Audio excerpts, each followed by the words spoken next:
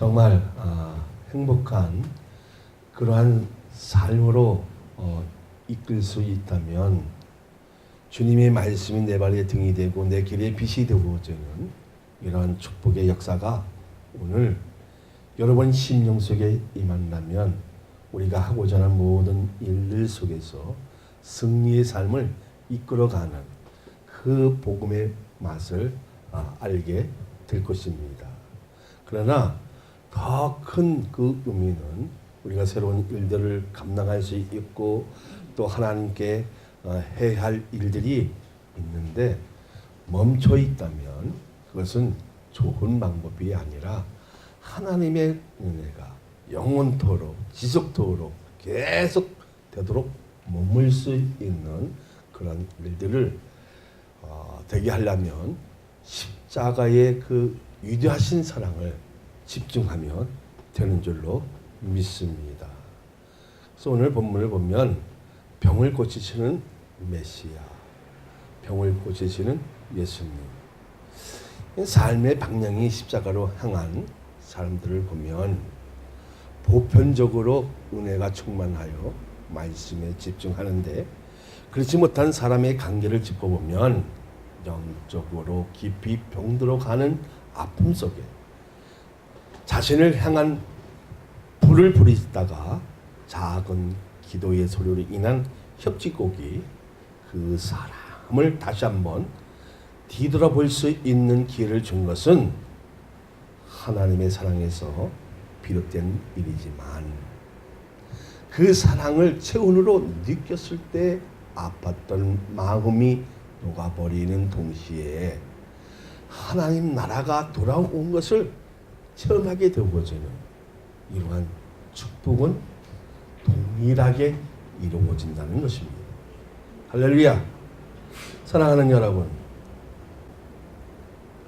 하나님 나라는 악한 세력을 완전히 제압하고 지배해서 고통이 사라지면서 기쁨으로 충만하니까 사망이나 아픔이 종결되는 믿음의 역사 속에 여러분의 이름이 새겨지는 날이 되시기를 예수 그리스도의 이름으로 축복하여 드립니다. 오늘 이 예배 속에서 중요한 것이 뭐냐면 치유의 역사, 기적의 역사, 귀신이 떠나는 역사, 이러한 일들이 되기를 소망합니다. 그러면 맨 먼저 1번을 봅니다. 자, 주님의 병을 치료하신 근거는 무엇인가? 자, 이스라엘 백성들은 메시아를 기다려왔고, 자, 오시면 정치적인 일과 외교적인 일로 나라를 더 부강하게 만들 것이라고 생각했습니다.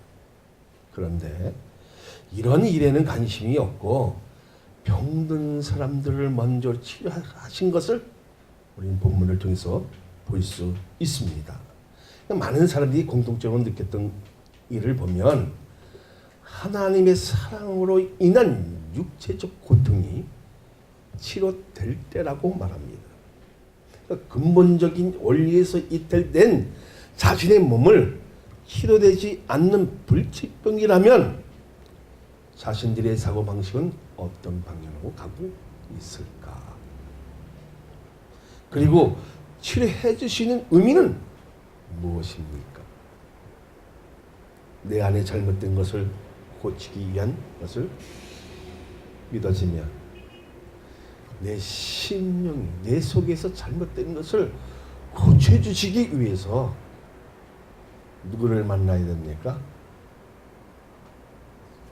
예수님을 만나야 되고 말씀에 부딪혀서 방문할 수 있는 이러한 자리가 되었을 때 내가 고집했던 일들이 사라지게 되어지고 그 말씀에 순응해서 복음에 대한 제시를 바르게 할 수 있는 그러한 사람이 정말 크리스찬이라고 얘기할 수 있다는 것입니다. 할렐루야! 어쩌면 하나님의 은혜에서 멀어져 있는 사람들을 보면 영적으로 병들어 있는 상태의 고리를 보니까 성령 충만한 대신 절망과 분노로 가득 차 있는 것을 볼 수 있지요. 영적으로 엄청나게 병들어 있는데 육체적 고통이 없다고 해서 살아있는 것이 아니라 죽어 있는 상태에서 자신에 대한 것을 보존하기 위한 별 노력을 다해봤지만 정신적 아픔만 가중되는 것을 볼 수 있습니다. 진정한 축복을 소유하기 위해서는 우리가 먼저 해야 할 일이 있어 없어요? 있습니다. 그것은 성령의 능력을 받아 새로운 공간 속으로 이동하는 것만 있는 것이 아니라 만문을 열게 하는 말씀의 능력을 체험해 보라는 것입니다. 오늘 사랑 많은 교회 여러분도 만문을 활짝 열게 하는 말씀의 능력을 한번 붙들어 보시기를 원합니다.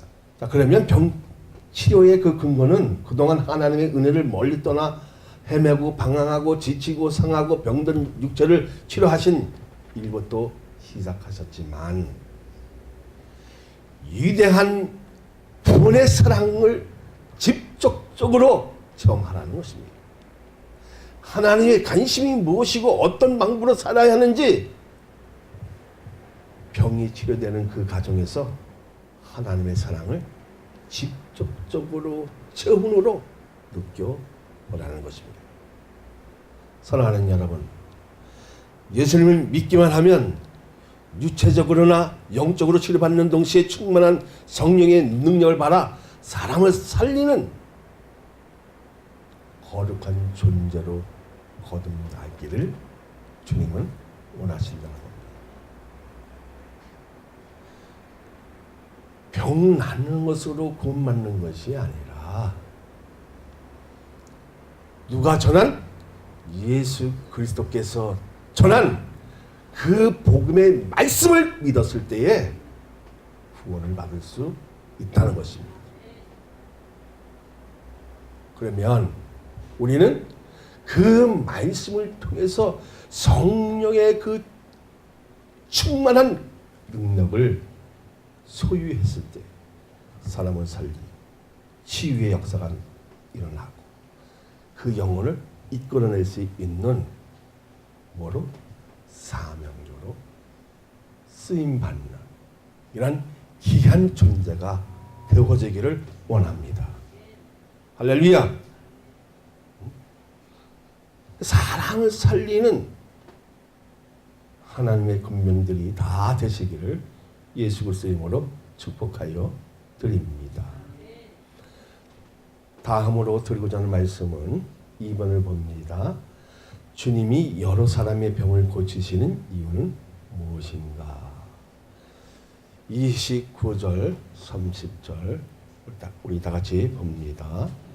회당에서 나와 곧 야고보와 요한과 함께 시몬과 안드레의 집에 들어가시니 시몬의 장모가 열병으로 누워 있는지라. 사람들이 곧 여자에 대하여 예수께서 여짜온대. 자, 귀한 손님이 찾아왔는데 아파서 헤매고 있다면 그 집 방문하는 것이 오히려 해가 될 것입니다. 그렇지요. 지금 박영 권사님이 아프고 있는데 제가 신방 가면 어쩌면 그 손님들을 많이 끌고 가면 좋을까요? 안 좋을까요? 좋아요? 굉장한 믿음을 소유하신 우리 권사님 감사합니다. 자신의 문제를 직시할 수 있는 삶의 방식은 거의 사람 사는데 비슷하다는 것입니다. 베드로 장모님이 그 열병으로 인한 아픔을 통한 그런 것을 인해서 어떻게 해요? 집안이 제대로 이끌어갈 수 없는 상태에 놓여 갈림길이 생긴 그에게 예수님이 두 가지 하신 일이 있습니다. 누구에게? 지금 베드로 장모님에게 예수님이 두 가지 한 일이 있는데요. 하나는 손을 잡은 것과 또 하나는 일으킨 것입니다. 예수님이 손을 잡아주신 의미는 질병을 누가 가져갔다? 예수님이 가져가셨다. 세우시는 것을 뭐냐면 다시 새 힘을 공급하셨다는 의미입니다. 예수님이 채찍을 당하신 것과 십자가에 의해서 못 박으신 것은 우리 모든 육체적, 정신적 고통을 감당하신 것으로 인해 우리의 나음을 입고 고침을 받는 것입니다. 그래서 예수님의 손을 붙들면 뭐가 되어집니까? 치유의 역사가 일어납니다. 그리고 일으킴을 받으면 새 힘을 공급받는 거예요. 여기서 중요한 것은 뭐냐면 관심을 가져서 십자가에 집중하는 포인트에서 뭐로 치유되는 것을 십자가의 사랑으로 치유되는 그 과정에서 완치되는 것을 느껴보라는 것입니다. 자, 31절 우리 한번 볼까요? 시작. 나아가사 그 손을 잡아 일으키시니 열병이 떠나고 여자가 그들에게 수정을 드니라. 누가 손을 잡았습니까? 예수님이 손을 잡아주시니까 어떻게요? 열병이 떠나고 새 힘을 공급받아서 누구의 수정을 듣더라? 사람들의 수정을 들더라. 예수님의 손에 붙들면 완전히 회복되는 동시에 새 힘을 공급받아 복음에 대한 대시를 하라는 것입니다. 32절 33절을 한번 보세요. 저물어 해질 때 모든 병자와 귀신 들린 자를 예수께 데려오니 온 동네가 그만 앞에 모였더라. 우리가 깨달아야 할 것이 무엇입니까? 육체의 병과 정신의 병이 걸린 모든 사람을 예수님이 다 치료하신 것을 볼 수 있지요. 자, 34절 시작. 예수께서 각종 병이 있던 많은 사람을 고치시며 많은 귀신을 내쫓으시되 귀신이 자기를 알므로 그 말하는 것을 허락하지 아니하시니라. 자, 여기서의 특이한 점은 귀신을 내쫓으실 때에 말을 하지 못하게 했다는 사실입니다. 왜 그랬을까요? 허공에 치는 말이니까, 쓸데없는 말이니까 말을 하지 못하게 했다는 사실입니다. 그러니까 예수님의 십자가의 사랑으로 우리의 아픔과 고통과 슬픔과 모든 질병을 가져간다는 사실을 믿어지면, 사랑하는 여러분, 말씀으로부터 멀어지는 삶이라면 마음은 악하게 만들고 있는 것과 같다는 것입니다. 마음의 상태에서 나눠지고 갈라지는 그 상태에서 관찰해 보면 하나님과 나 사이가 멀어지는 것을 느낄 수 있다 없다? 있다는 것입니다. 멀어지면 어떻게 되어집니까?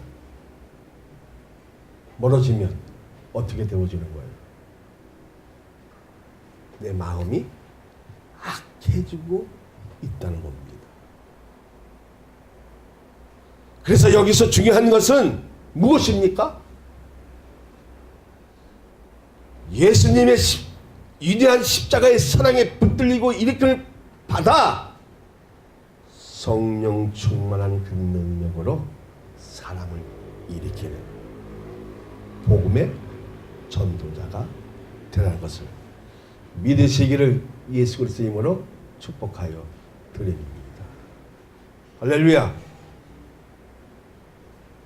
전도의 사명자로 어떻게 여러분을 세움을 받았다 안 받았다? 받았다는 겁니다.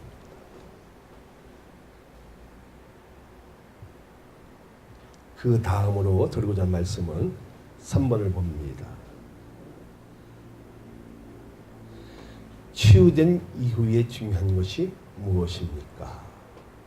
어쩌면 하나님의 능력으로 치유되어 사역을 보면 자신에 대한 기대심과 만족감을 가지려고 합니다. 예수님 많은 사람들을 고쳐주신 것으로 단번에 유명해졌는데 나 같으면 고개도 세우고 어떻게 힘들고 자신에 대한 유익을 위해서 한번 멋지게 어떻게 해볼 텐데 예수님은 그렇지 아니하셨다는 겁니다. 자신에 대한 유익을 위한 것이 아니라 인류에 대한 사랑이 크셔서 옛던 곳에서 기도하는 그 모습을 닮으면 기도원은 사고가 안 난다. 교회도 사고가 안 난다는 것입니다. 자, 35절로부터 37절을 한번 봅니다.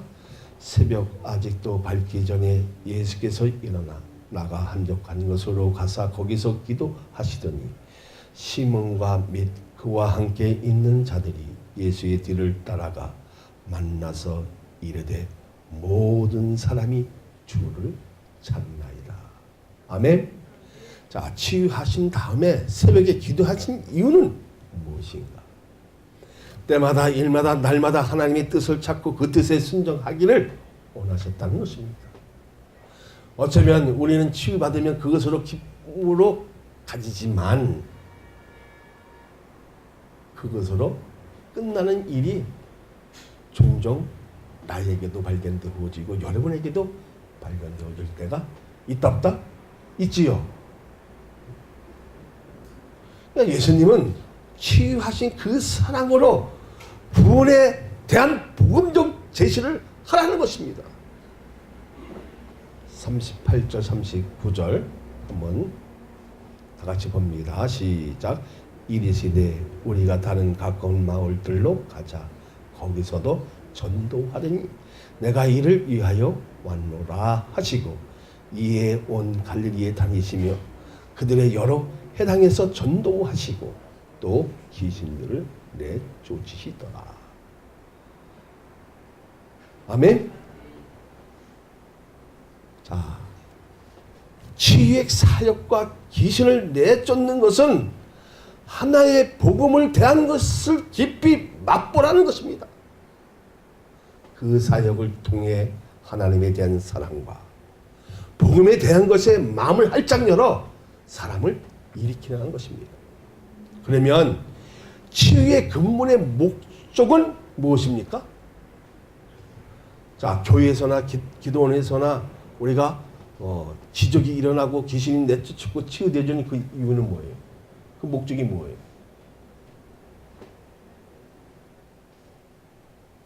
치유의 근본의 목적은 전도에 있는 겁니다. 지금 마가복음에서 얘기하고 있잖아요. 누가 얘기합니까? 자, 예수님이 무엇 때문에 오셨다고요? 네? 자, 38절 한번 다시 읽어볼까요? 시작. 이르시되 우리가 다른 가까운 마을들로 가자. 거기서도 전도하리니 내가 이를 위하여 왔노라. 그러니까 치유하시는 이유, 기적을 일으키신 이유는 무엇이라? 전도하기 위한 하나의 방편 수단이라는 것입니다. 그것이 복음적인 걸 완전한 복음이라고 할 수 있어 없어요? 네? 할 수 있어 없어요? 믿게 하는 하나의 성향이지 구원 받을 수 있는 것은 아니라는 겁니다. 구원 받는 것은 무엇입니까? 예수 그리스도께서 말씀하신 그 말씀을 믿어지고 믿고 의존하고 신뢰하고 붙들었을 때 내 영혼이 일으킴을 받는 것입니다. 그렇게 되어지기를 원합니다. 할렐루야.